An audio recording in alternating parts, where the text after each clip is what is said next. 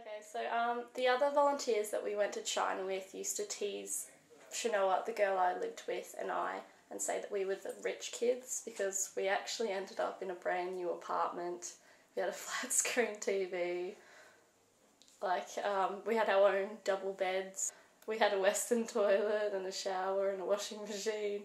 A lot of the other people had squat toilets, which you get used to, but we were happy that we didn't have one in our house. Yeah, I lived in a dormitory at the school that I worked at. So we called it a dormitory, but it's really sort of an apartment, and it was on the second level of a building that just sat behind the basketball courts on campus at the school. So it was in kind of a separate building from the rest of the school, and below us they had like a couple of offices for I think the accountant had an office there. So it was like quite independent, and in there we had a bathroom with a little laundry and that kind of stuff, and a bedroom for myself and my partner, and then we had a little living area and a little kitchen. I think we used the kitchen once, maybe. The rest of the time we just ate our meals out.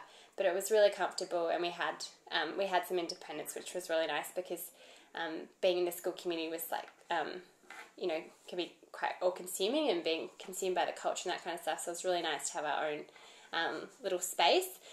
So we arrived in Chuxiong, and we got set up in our apartment, which was a really good location. When I first got there, I wasn't sure that it really was a good location. It was about a 15-minute walk from the school, and so I had sort of in my head, I guess, been imagining that I'd be really close to the school, if not in the school. But by the end of the placement, I realized that it was probably good to have that distance, and so that you didn't have to constantly be on your A game, because for fear you might bump into a student. And so that was sort of nice to have that distance.